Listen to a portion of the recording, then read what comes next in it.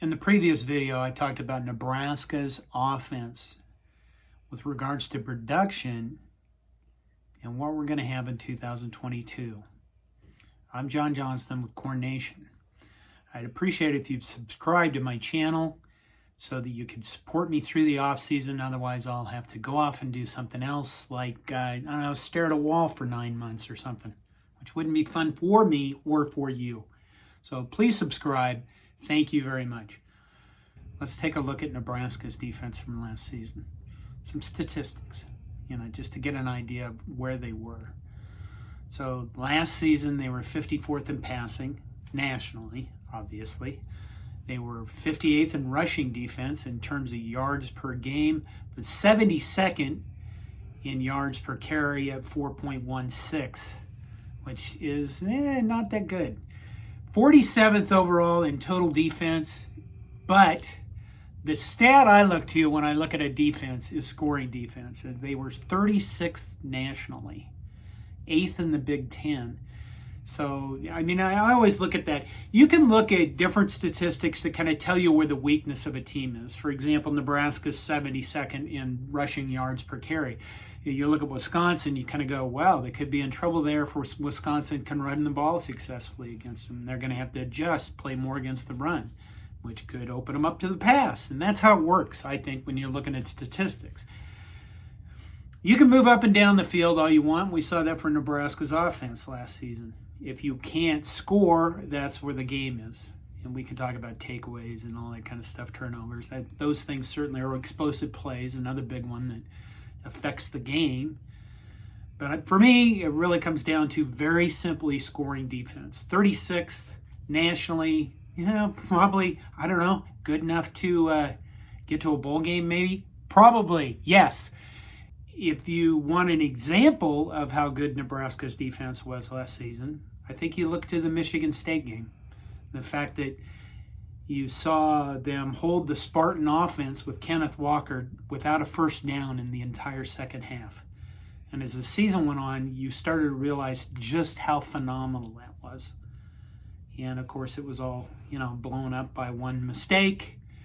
And we lost a one-score game. I don't know if you heard that, but Nebraska lost a lot of one-score games last season. Maybe slipped your mind. I don't know. So, who is gone from last year's defense? Well, up front, you have, on the defensive line, you have Damian Daniels, Deontre Thomas, and Ben Stille. Fairly significant losses, I think. Linebacker, JoJo Domann. He was kind of a more do-it-all kind of guy. He was all over the field, and he was really fun to watch. I think if you had to pick one player on the defense that you're going to miss next year, it's either going to be him, JoJo Domann, or Cam Taylor-Britt in the defensive secondary. And I did an earlier video about the defensive secondary and how we brought in players to retool it. But when you look at the secondary, what do you got? You got Cam Taylor-Britt back there with 11 pass breakups to lead the team. You have Deontay Williams had 4 interceptions to lead the team. You also have guys that transferred out. You have Will Honas, who transferred to Kansas State. He didn't play in 2021 because of injury. You also have Jordan Riley, who was on the defensive line and on the 2-deep. And in a moment, we'll find out how important that is, but he transferred to Oregon. Why do we talk about production? I think when you look at a team, it's how you determine how good the defense might be the next season. From numbers, right? You can say, hey, these guys look great. I'm excited about this guy and this new guy coming on. But really what it comes down to is a lot of numbers. And I'm not a stats guy as much as I used to be. Just stuff happened in my life. I don't do that anymore. But basically what you're looking at is you got 12 games. You've got about, let's say, 160, 170 possessions. And you got roughly around 850 to 900 plays, maybe, in a season, right? A regular season. So somebody has to make 850 tackles or 850 interceptions. That'd certainly be interesting. Or tackles for loss. But they have to be a stat, right? Somebody has to do the tackling, do the forced fumbling, things like that. Bill Connolly is a guy who developed a statistical projection measurement system called SP+. He started with SB Nation, and he's now at ESPN. And, Bill, I think he's done a really good job of kind of looking at football from a numbers standpoint, and I think his projections are kind of fun to look at. But he has ranked us as 92nd in returning production on defense. Now, that sounds terrible. And I know from a lot of comments you guys make, it's like we're going to be missing a lot of defense. And we are. The good news is we have the top 2 returning tacklers coming back. That's Luke Reimer, who had 108 tackles and total tackles, and Nick Heinrich with 90. Garrett Nelson returns. He was a sack leader with 5, and God knows we need more sacks and pressure on the quarterback.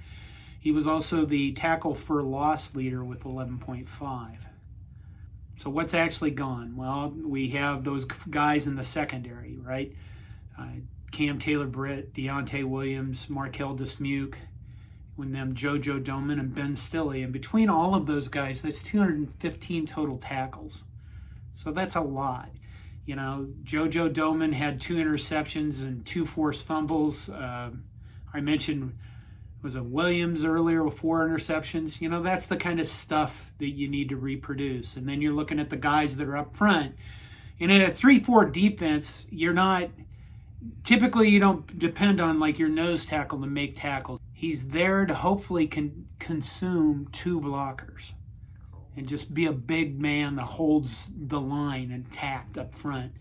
And then the defensive tackles typically do the same thing. You don't expect them to get a lot of pass rush going. They're just to hold ground and to make sure that the run game stays intact. And really what they want to do is consume blockers so your linebackers are free to make plays. And I think, by and large, looking at Nebraska's linebackers, we have pretty much everybody coming back.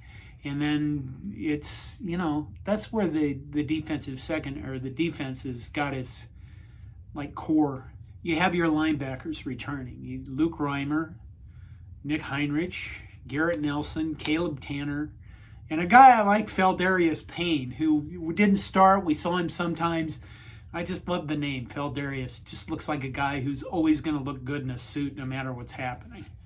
Right? So you got a revised secondary. I mentioned the video I did earlier, but you got Quentin Newsome and Isaac Guilford back in the secondary, and then you've got Tommy Hill, Omar Brown coming in, and then you've got JUCO transfers Javier Morton and Deshaun Singleton, the guy I actually left out of that previous video on the defensive secondary. And to me, so far, this doesn't sound too bad. This sounds like a defense that we can put together, and, maybe they'll be decent, and we're looking at the offense scoring a lot, right? Because we have 14 scholarship wide receivers and 7 scholarship running backs. But then we look at the worst part of the defense, and that is we have 3 defensive tackles on scholarship. 3, okay? We've got Nash Hutmatcher. I'm probably going to destroy these names. Jalen Weaver and Marquise Black. And that's it. 3 defensive tackles. 6 defensive ends on scholarship. Casey Rogers, Tate Wildeman, Ty Robinson, Mose Newsome. And I think that's really where you should look at it and go, gosh, you weren't that great at stopping the run last year. And you have a real shortage of defensive linemen. When I mentioned, think about it. 14 wide receivers on scholarship, 7 running backs, and you have 9 total defensive linemen. You have 14 offensive linemen on scholarship.